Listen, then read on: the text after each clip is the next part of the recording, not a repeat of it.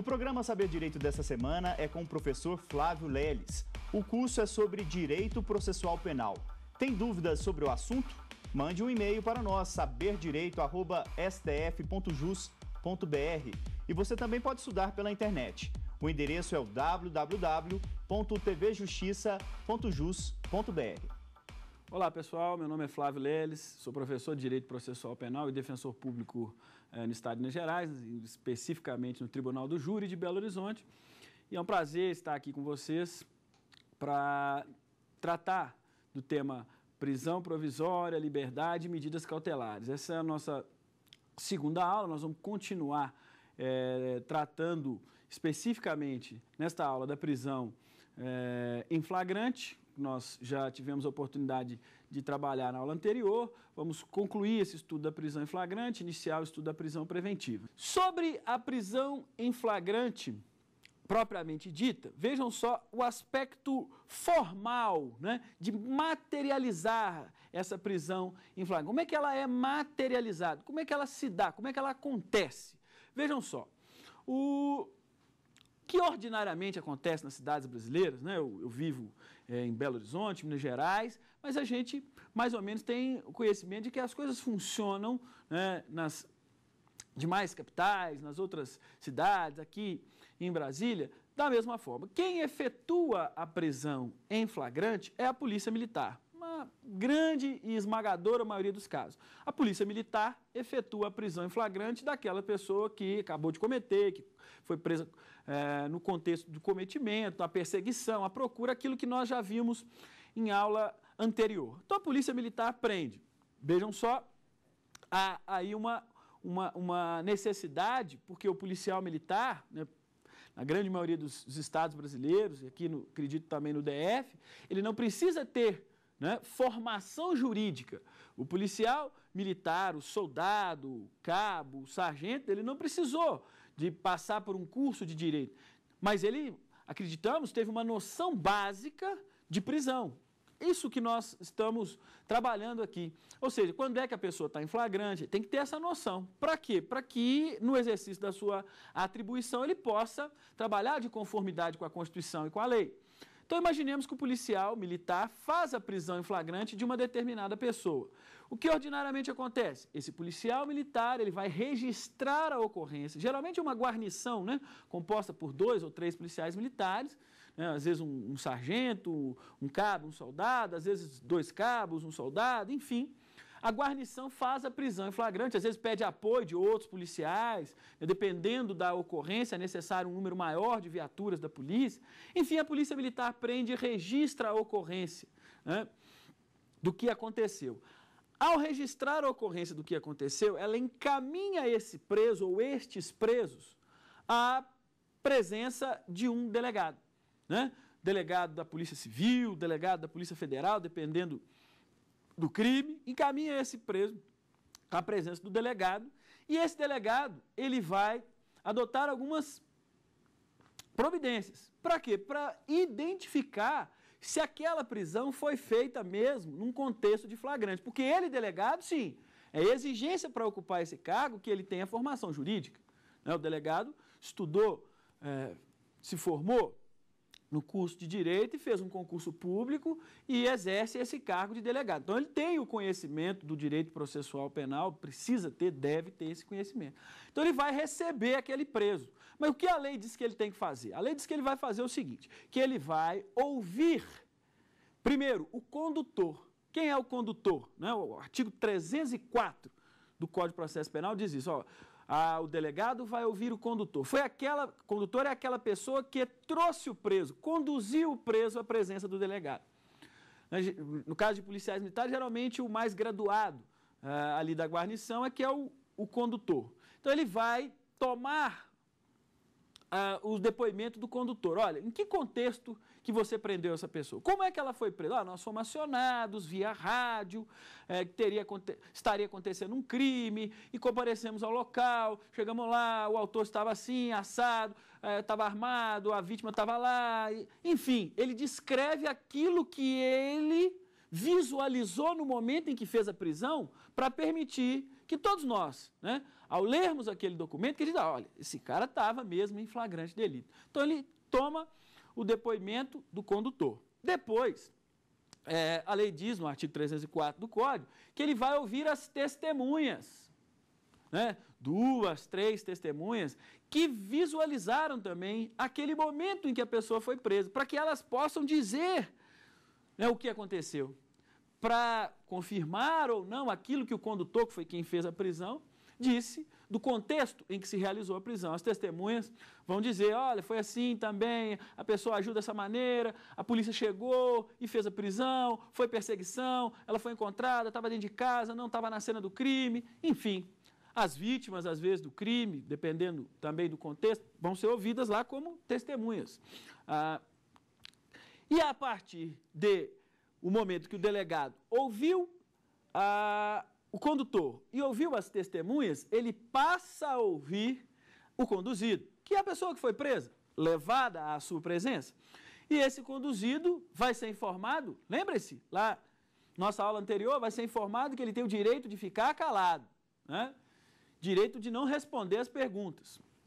Isso decorre de uma opção constitucional que nós fizemos lá por um valor que é o privilégio contra a autoincriminação, direito de pessoa não produzir prova contra si mesmo. Então, não precisa falar nada. Ele já foi preso, já foi ouvido o condutor, as testemunhas. O que ele falar ou deixar de falar, se o delegado verificar, né, que ele foi preso em flagrante mesmo, ele vai ratificar aquela voz de prisão e vai recolher a pessoa ao cárcere. Então, ele falar ou não falar, pouco importa.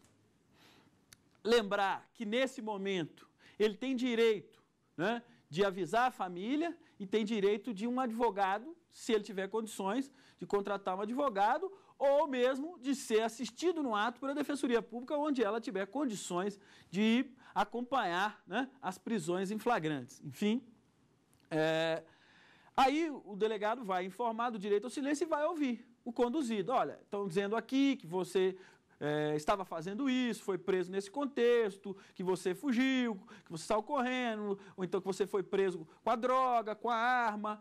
E aí a pessoa vai responder da maneira que ela quiser, se ela quiser responder. Com isso, o delegado verificando que aquela pessoa foi mesmo presa num contexto de flagrante delito, aqueles que nós vimos, flagrante próprio, impróprio ou presumido, estava cometendo, acabou de cometer, foi presa após perseguição ou foi encontrada com objetos, armas, instrumentos ou papéis. Se ele identifica a situação flagrancial, ele vai lavrar um documento que se chama auto de prisão em flagrante. Esse auto de prisão em flagrante é que vai instrumentalizar ou materializar aquilo que efetivamente aconteceu. E ele vai permitir que os profissionais que vão atuar nesse caso posteriormente, se isso virar um processo, se essa pessoa for acusada, eles vão ter como visualizar aquele momento, né? Saber quais são as testemunhas que precisam ser ouvidas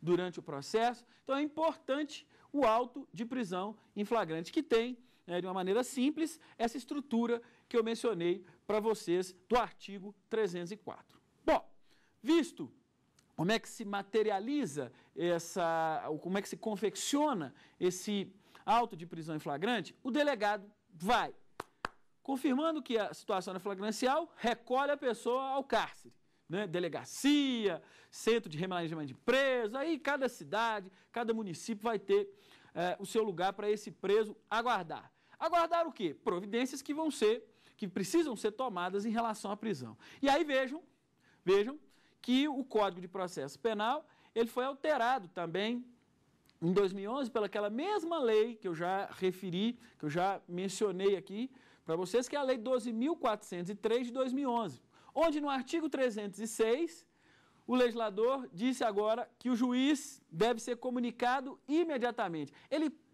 Esse dispositivo reproduz aquele outro que eu mencionei da Constituição, que é o seguinte: a prisão de qualquer pessoa e o local onde essa pessoa se encontre serão comunicados imediatamente ao juiz competente, e aí vem a novidade, ao Ministério Público, à família do preso ou pessoa por ele indicada. Nós já vimos por que da comunicação ao juiz, por que da comunicação à família do preso ou uma terceira pessoa que ele prefira chamar ao invés de seus familiares.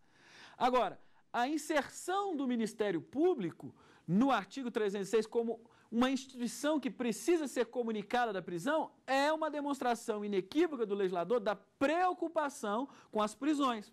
De maneira que mais alguém, os membros do Ministério Público Estadual, os membros do Ministério Público da União, do Distrito Federal, eles também terão a informação de que alguém foi preso. E não é à toa, né? O Ministério Público, com suas atribuições previstas na Constituição de resguardar a ordem jurídica, o regime democrático, ele também tem um papel importante nesse momento. Não é só o de promover privativamente a ação penal pública. Tem que ser também o guardião de valores constitucionais. E se o Ministério Público se depara com uma prisão ilegal, ele também deve adotar as providências para que aquela prisão ilegal não seja mantida. Daí a importância da alteração do artigo 306. Mas o artigo 306, além de inserir o Ministério Público no caput desse dispositivo, né, o artigo 306, ele vai estabelecer prazos importantes relacionados à prisão em flagrante. Né? Existem prazos importantes relacionados à prisão em flagrante. Quais prazos? Primeiro, vamos fazer uma diferenciação. A Constituição, no artigo 5º, e o artigo 306 diz que a prisão será comunicada imediatamente. Olha, comunicação imediata é dar a notícia, a informação o mais rápido possível. Para o juiz, para o Ministério Público, para a família do preso ou terceira pessoa que ele indicar. Certo? Pode ser por ofício, por fax, por telefone, tem que comunicar. Agora, diferentemente, é o que vem no parágrafo 1º do artigo 306, onde diz que será encaminhado para o juiz o auto de prisão em flagrante.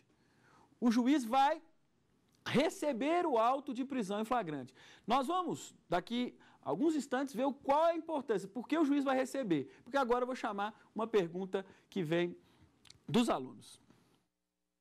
Oi, professor Flávio, me chamo Rafaela Santana e minha pergunta é se uma pessoa pode ser presa em flagrante dentro da sua própria casa? Boa, Rafaela.